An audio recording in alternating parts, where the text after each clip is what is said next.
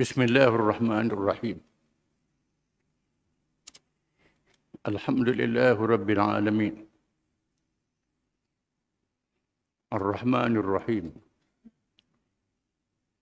مالك يوم الدين إياك نعبد وإياك نستعين اهدنا الصراط المستقيم صراط الذين أنعمت عليهم غير المغضوب عليهم ولا الضالين آمين. والصلاة والسلام على رسول الله وعلى آله وصحبه ومن والاه. ربنا زدنا علما وارزقنا فهما وحكمة. Kita sambung pembicaraan kita kenaan iman dan Islam. Iman, Islam dan dua kalimah syahadah. Iman dan Islam itu adalah tersimpul juga di dalam dua kalimah syahadah. Dan sesungguhnya semua amalan iman dan Islam itu adalah untuk mentahqiqkan, untuk menyatakan dua kalimah syahadah di dalam hati seseorang Muslim dan menjadi permulaan dan penyudahnya. Sebagai pernyataan Islam dan iman itu ialah dengan mengucap dua kalimah syahadah. Iman yang sebenar letak dalam hati manusia. Adapun Islam dizahirkan. Semuanya berkait dengan kepercayaan yang disimpulkan, yang diikat dengan kuat dan kemas. Faman yakfur bit-taghut wa yu'min billah faqad istamsaka bil 'urwatil wuthqa la infisama laha. Wallahu sami'un 'alim.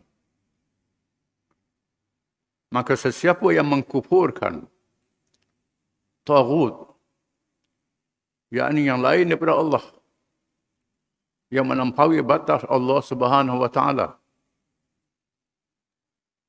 dan beriman kepada Allah, percaya pada Allah sahaja, maka sesungguhnya dia telah membuat satu simpulan yang teguh dan kuat, yang tak boleh dirombak sekali-kali. Allah Maha mendengar, Maha mengetahui. Iaitulah la ilaha illallah. La ilah, tidak ada Tuhan. Menolak Tuhan-Tuhan yang lain daripada Allah. Illallah, mengisbatkan Allah sahaja.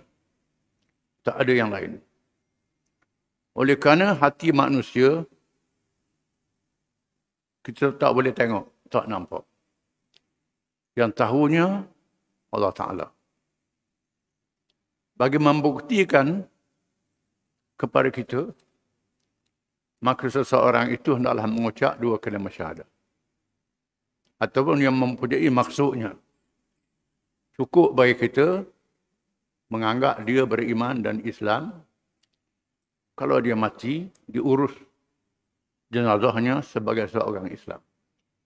Saudara kita. Masalah hati dia, serah pada Allah Ta'ala. Oleh kerana kalimat tauhid ini sangat penting.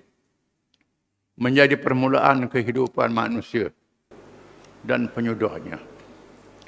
Maka dalam mazhab Syafi'i dan beberapa mazhab yang lain, disunatkan azan dan iqamah pada telinga kanak-kanak yang dilahirkan. Apa hikmahnya? Budak kecil kerti apa? Faham apa? Kerana dalam azan dan iqamah itu terkandung kalimat tauhid yang sangat besar makna dan artinya. Walaupun ada ulama hadis kata ini hadis dhaif.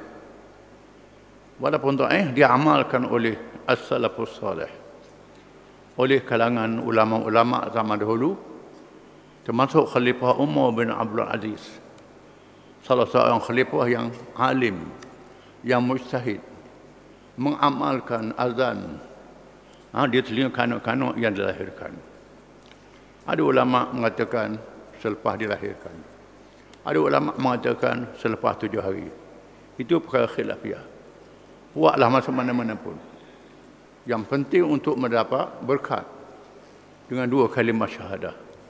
Untuk jauhkan dia daripada hasutan syaitan dan iblis. Kalimah tauhid diucapkan pada awal dilahirkan, pada kanak-kanak yang dilahirkan, dan diucapkan pada akhir. Laqinu mautakum la ilaha illallah. Ajar orang yang nak mati dengan la ilaha illallah. Kerana Nabi bersabda, man kana akhiru kalamihi la ilaha illallah dakhala al-jannah. Barang siapa yang akhir kalam dia la ilaha illallah, nescaya dia masuk syurga. Maksudnya bila kata ajar la ilaha illallah, dia mengucap cukup, jangan ulang lagi. Kecuali dia bercakap benda lain pula, kita ulang suruh kata balik. Kalau bercakap benda lain, cukup itu saja. Di akhir kalamnya la ilaha illallah. Setengah orang kita ni sambung. Jadi cukup. Bila dia ucap, dia ikut kita ucap, ataupun isyarat dia tak boleh bercakap. Maka cukup. Kalau isyarat tu kita ulanglah supaya dia ingat semua. Kalau dia berucap, teruskan. Biar. Kecuali dia ada bercakap benda lain, kita ulang supaya dia mengucap akhir kalam dia la ilaha illallah. Allah ini sangat besar maknanya. Sabda Rasulullah sallallahu alaihi wasallam kepada Muaz bin Jabal yang menjadi utusan Rasulullah SAW ke negeri Yaman. Bila Nabi nak hantar Muaz bin Jabal ke negeri Yaman untuk membantu Abu Musa al-Ash'ari yang jadi gubernur. Muaz seorang sahabat yang alim, termasuk kalangan ulama us-sahabah, ulama sahabat. Nabi kata Muaz bin Jabal yang dihantar ke Yaman, innaka ta'ti qauman min ahli al-kitab fad'uhum ila syahadati an la ilaha illallah wa anni rasulullah fa in ata'u lidzalika fa'alimhum anna Allah aftarada 'alaihim khamsa salawatin fi kulli yawmin wa laylah fa in ata'u lidzalika fa'alimhum anna Allah aftarada 'alaihim sadaqatan tu'khadhu min aghniyaihim fa turaddu ila fuqaraihim fa inhum ata'u lidzalik fa inhum ata'u lidzalik, tak sambung tu inhum. Fa iyyaka wa karaima amwalihim wattaqi da'watal mazlum fa innaha laysa bainaha wa bainallahi hijab. Hadis riwayat Bukhari dan Muslim. Maksudnya, sesungguhnya kamu wahai Muaz akan menemui kalangan ahli kitab. Di Yaman ada ahli kitab Yahudi dan Kristian. Maka ajaklah mereka kepada pengakuan bahawa tidak ada Tuhan melainkan Allah dan aku yang Muhammad Rasulullah. Suruh dia mengucap dulu. Maka mereka, kalau mereka patuh, beritahu kepada mereka bahawa Allah mewajibkan kepada mereka 5 sembahyang pada tiap-tiap hari dan malam. Kalau mereka patuh, beritahu kepada mereka bahawa Allah mewajibkan zakat harta yang diambil daripada orang-orang yang kaya dan dikembalikan kepada orang-orang yang berhajat. Kepada harta itu, maka kalau patuh, jauhilah daripada mencoba harta benda mereka, dan takutlah kamu akan doa orang yang terkena zalim. Sesungguhnya tidak ada hijab, tak ada dinding di antaranya dengan Allah Subhanahu wa taala. Hadis riwayat Bukhari dan Muslim. Hadis ini memiliki makna yang sangat menarik. Yang pertama, nak masuk Islam kena mengucap 2 kalimah syahadah. Yang pertama, kena mengucap 2 kalimah syahadah. Mengaku tak ada Tuhan yang sebenar melainkan Allah dan Muhammad itu Rasulullah. Sebut dalam bahasa Arab, kemudian terjemah. Kalau dia tak mampu bahasa Arab, terjemah. Biar dia sebut. Hadis ini juga mengatakan uslub dakwah, cara berdakwah. Jangan ropoh kita dakwah orang ni. Mula-mula ajak dia mengucap 2 kalimah syahadah dulu. Setelah dia mengucap 2 kalimah syahadah, malak-malak barulah beritahu kepada mereka, orang yang mengucap tu Allah Ta'ala mewajibkan kepada kamu sembahyang 5 waktu tiap-tiap hari dan malam. Sembahyang 5 waktu. Setelah dia buat, kata Nabi, dia buat sembahyang 5 waktu, beritahu kepada mereka Allah Ta'ala mewajibkan zakat. Kalau dia berada, dia seorang yang kaya, dia ambil daripada harta orang yang kaya sedikit saja untuk diberi kepada mereka yang berhajat, yang berhak. Kalau mereka patuh beri zakat, kata Nabi, jangan ambil ikut suka zakat tu. Nak ambil kambing dia, jangan kita nak ni, jangan. Biar dia yang beri suah pada kita. Dia nak beri hak gemuk ke, hak kuruh ke, hak besar ke, hak padan ke, ikut.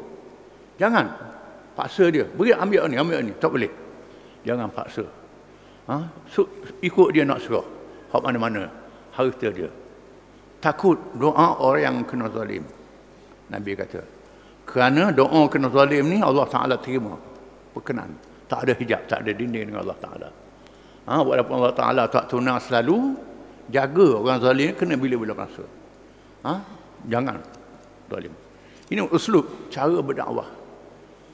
Ajak mengucap, lepas tu beritahu. Setelah dia mengucap, beritahu sembahyang 5 waktu. Jangan jaga kena sunat lepas ni, royak dah. Tak ada apa-apa, royak dah, sunat selalu. Ni tak kena uslub dakwah tu. Tak kena. Tanya pula, masuk Islam atau apa, nak nikah ke? Ini semua kacau mereka ni.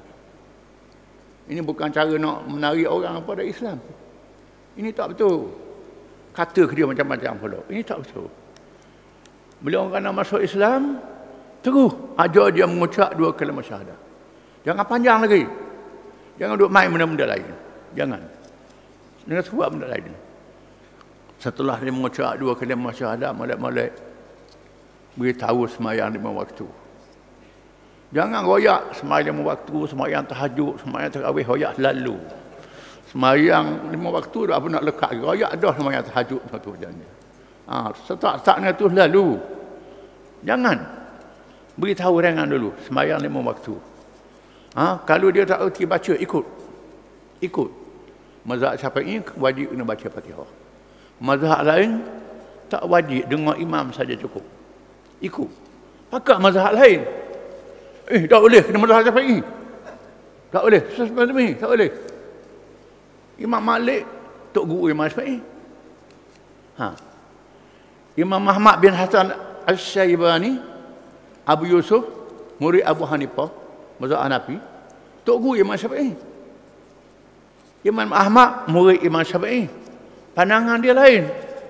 Ni doa Syafi'i kata gini, tak boleh. Kalau orang hak kuat dah tak apalah. Orang baru masuk Islam tak salah duduk tekak-tekak. Bersunat ni pun mazhab Syafi'i kata wajib. Ada mazhab kata tak wajib sunat. Ini benda-benda khilaf. Kita kena sedar. Ada mazhab lain kata itu termasuk dalam benda dalam.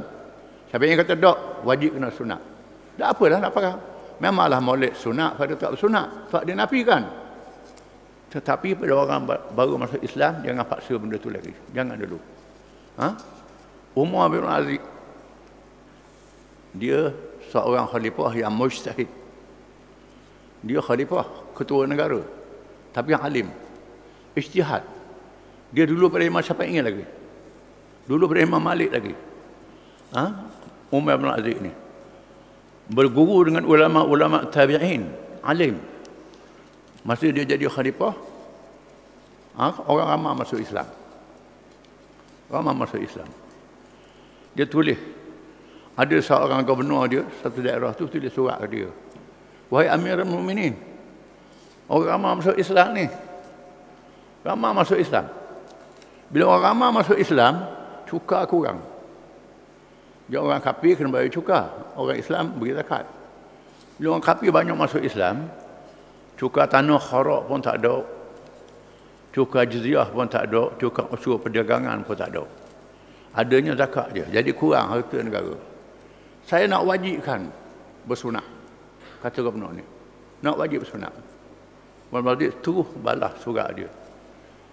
Min Umar bin Aziz Amirul Mukminin kepada gubernur dia. Innallaha ba'atha Muhammadan da'iyan wa lam yab'athu khatinan, kata Umar bin Aziz. Allah Ta'ala mengutuhkan Muhammad untuk mengajak manusia kepada Islam, berdakwah.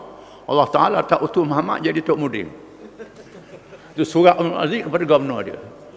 Jadi, jangan keras sangat perkara ini. Terkenal surat tu. Dan ada lain-lain lagi Umar bin Aziz. Jadi, ajak orang masuk Islam dulu. Dia nak sunat, pujuklah. Tapi ikuti dengan zakat kalau dia kaya. Kalau dia miskin, jangan paksa, tak boleh. Itu cara. Uslub dakwah. Ini cara berdakwah yang Nabi ajar. Dalam hadis yang lain, lama hadarat Aba Talib bin al-Wafah, ja'ahu Rasulullah sallallahu alaihi wasallam. Fawajada indahu Aba Jahlin wa Abdullah bin Abi Umayyah. Faqala Rasulullah sallallahu alaihi wasallam, ya ammi, qul la ilaha illallah kalimatan ashhadu laka biha indallah. Faqala Abu Jahlin wa Abdullah bin Abi Umayyah, ya Aba Talib, ya Aba Talib, bukan Abi Talib, ya Aba Talib, nahunya kena Aba Talib, atarghabu an millati Abdul Muttalib? Falam yazal Rasulullah sallam yu'riduha alaihi wa yu'idani alaihi tilka al-maqalata hatta qala Abu Talib akhir ma kallamahum wa aba an yaqul la ilaha illallah. Rawahul Bukhari wa Muslim. Maksudnya, manakala Abu Talib hampir mati, nazak, datang kepadanya Rasulullah SAW, tiba-tiba didapati Abu Jahal dan Abdullah bin Abi Umayyah berada di sisi Abu Talib. Abu Talib ini salah seorang pemusuh Mekah. Orang musuh Mekah. Orang tua yang dihormati. Masa Abu Talib nazak, Abu Jahal ada sama, Abdullah bin Umayyah ada sama. Dan Nabi ada. Lalu Rasulullah SAW bersabda, wahai bapa saudaraku, katakanlah bahawa tidak ada Tuhan yang sebenarnya melainkan Allah. Iaitu kalimah yang membolehkan aku menjadi saksi untukmu di sisi Allah. Nabi ajar mengucap, wahai bapa saudara, katalah la ilaha illallah. Mudah-mudahan aku jadi saksi kepada Allah. Bahawa masuk Islam, mengucap dari Allah. Maka berkata pula Abu Jahal dan Abdullah bin Abi Umayyah, wahai Abu Talib, adakah kamu meninggalkan agama Abdul Muttalib? Abu Jahal ganggu. Mu nak tinggal agama Tok Kim Datuk Abdul Muttalib? Nak tinggal? Salam terus membukakan syahadah kepadanya, dan kedua-dua orang itu mengulangi juga cakapnya, sehingga akhirnya Abu Talib mengaku tetap berpegang dengan agama Abdul Muttalib dan tidak mahu berkata la ilaha illallah. Nabi kata, aku ikut agama Abdul Muttalib.